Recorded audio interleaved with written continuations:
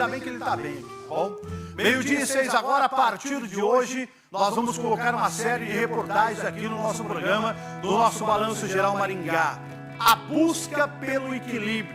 A pandemia afetou muitas pessoas, e se falando de saúde mental, muitos brasileiros, a ansiedade, a depressão, a síndrome de Burnet e muitas outras queixas de pacientes que chegaram aos consultórios de psiquiatras e relataram a sua situação. A Associação Brasileira de Psiquiatria acabou analisando a situação e a partir de hoje nós vamos colocar uma série de reportagens mostrando a situação de muitas pessoas, inclusive, que estão acompanhando o nosso Balanço Geral Maringá. A série de reportagens, a busca pelo equilíbrio. Você acompanha a primeira reportagem da série no Balanço Geral.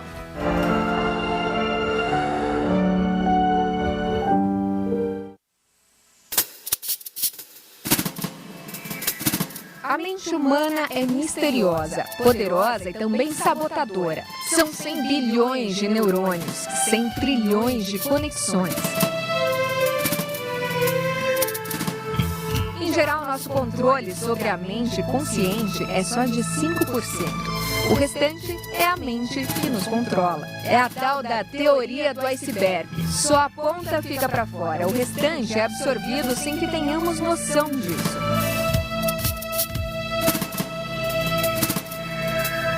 A parte de cima do iceberg é a parte que a gente tem da nossa consciência.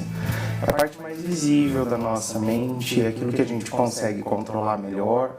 Mas por baixo daquilo tem um outro grande tamanho do gelo ali do iceberg, que é o inconsciente, que é muito maior que a nossa consciência. E o que é formado na nossa consciência, na verdade, é resultado do que está lá embaixo, né? Então a gente não tem muito controle sobre o que a gente não vê, o que a gente não sabe. As mudanças na emoção, pensamentos ou comportamentos podem acometer qualquer pessoa. Nem quem é treinado para se controlar em situações de estresse fica livre do medo. Ranieri, intervencionista do SAMU, teve Covid-19. Foi internado, ficou na UTI e quando saiu passou por um longo período de recuperação.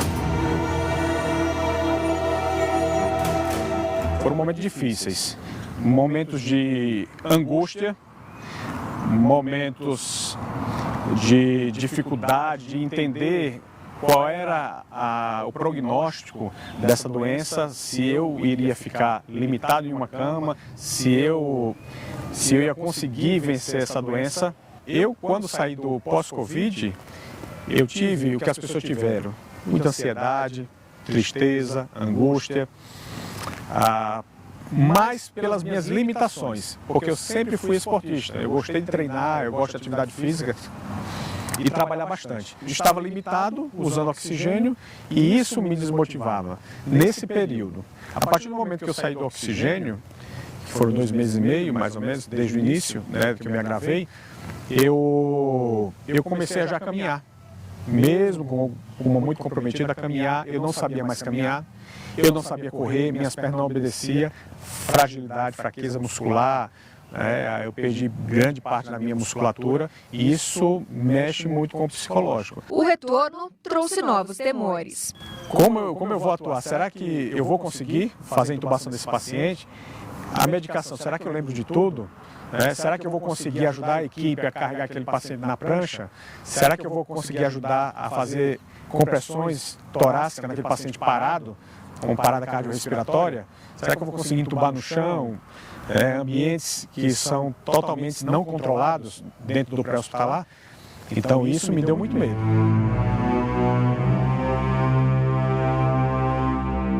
Durante a pandemia, os casos de problemas mentais se multiplicaram mais rapidamente. O medo de morrer ou perder alguém pairou sobre todos nós. Além das debilidades físicas, o coronavírus abalou a nossa mente.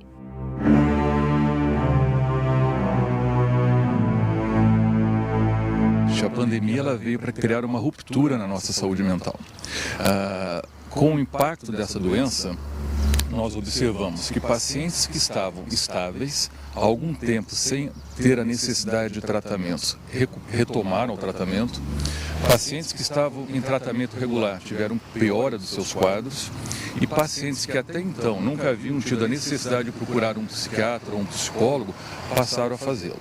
Ansiedade, depressão e síndrome de burnout são algumas das maiores queixas dos pacientes que chegam aos consultórios de psiquiatria e às clínicas de psicologia. E depois da pandemia, o estresse pós-traumático também se tornou uma grande reclamação entre esses pacientes que procuram esses profissionais, de acordo com a Associação Brasileira de Psiquiatria. Além disso, uma pesquisa mostrou que 59% dos psicólogos tiveram um aumento de 20% no número de pacientes atendidos durante a pandemia e que quase 70% desses pacientes já haviam recebido alta e retornaram ao atendimento psicológico durante esse período. A pandemia trouxe incerteza. A incerteza gera insegurança. A insegurança vai promover um estresse que é o desencadeador das doenças mentais. Após esse estresse, virá aí a ansiedade, a depressão, a síndrome do pânico e até o burnout. Não é? Trabalhar em casa é muito bom até certo tempo. Então, houve um aumento significativo por essa experiência que nunca foi vivida. Não é? E o fator determinante foi a incerteza econômica e a presença constante e iminente da morte. Há situações que a intervenção terapêutica é suficiente para entender e ajudar o sujeito a gerenciar a sua vida. Mas há situações e quadros que a intervenção medicamentosa é obrigatória. Não é? Por exemplo, vem uma queixa para nós profissional da psicologia e esse sujeito está com apatia, abatimento, uma disfunção aí de sono, irritabilidade, agressividade.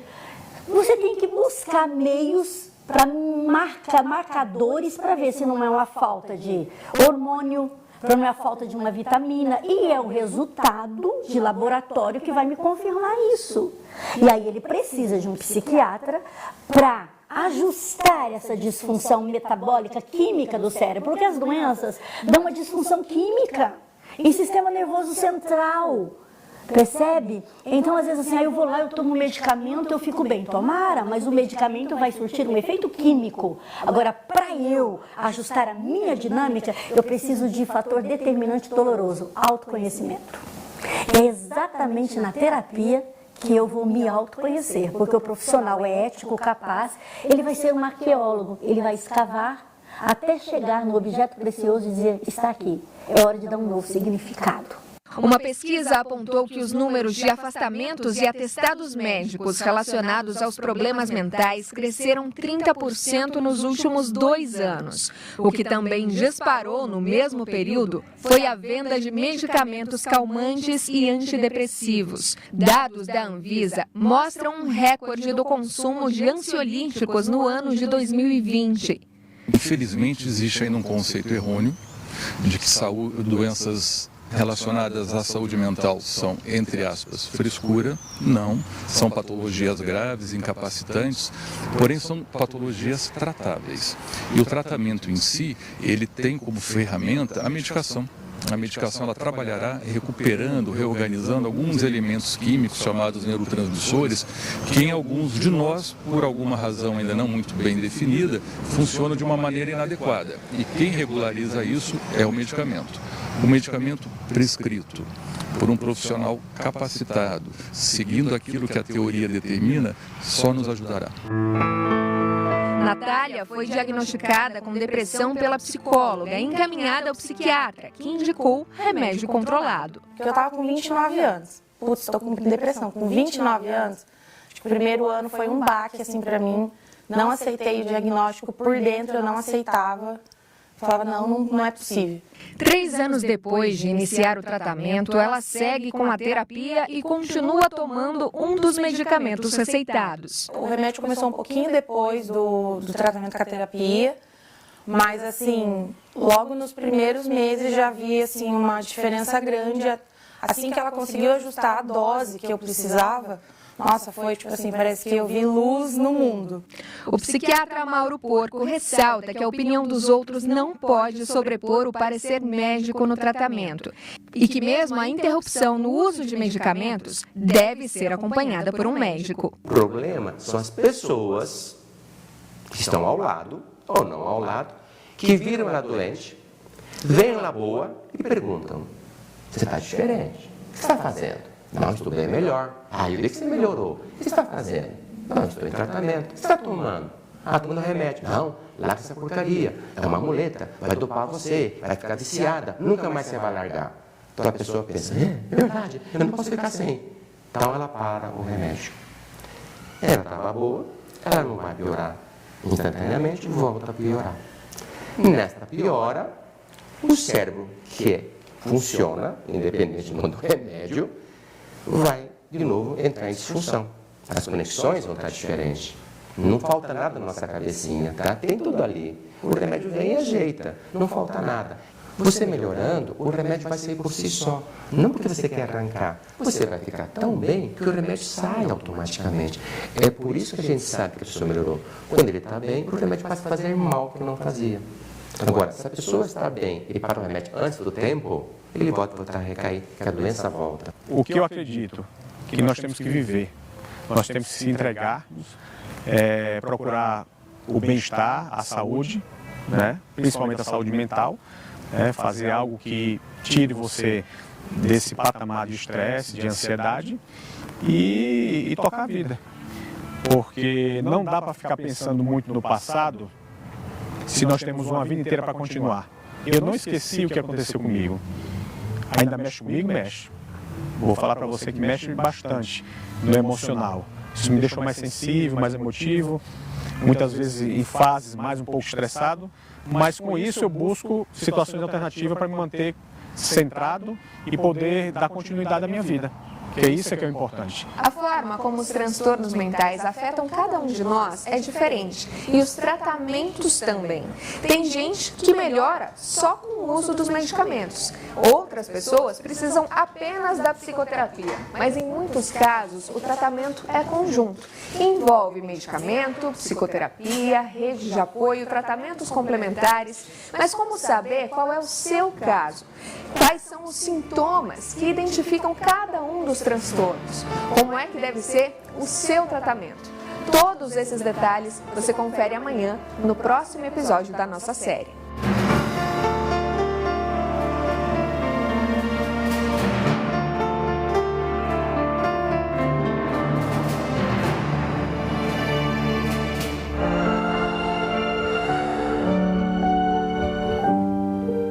Aí a primeira reportagem da série A Busca pelo Equilíbrio. E com certeza muitas pessoas que estão acompanhando o meu programa agora, o Balanço Geral, está nessa situação que foi relatada pelos profissionais falando da situação. Para vocês que me acompanham no dia a dia, eu há 8 anos atrás, quando eu estava começando aqui a programação e fazendo parte da RIC TV, eu também fui ao médico e fui diagnosticado como síndrome do pânico. Sim, eu acho que tem muitas pessoas que já passou por isso também. Eu só consegui superar esse momento da síndrome do pânico com muita oração, pedindo para Deus me abençoar e com remédio, com um tratamento de médico mesmo. Que fez os exames, constatou através dos eletros que eu estava com a síndrome do pânico e eu também tive que absorver isso e buscar o tratamento.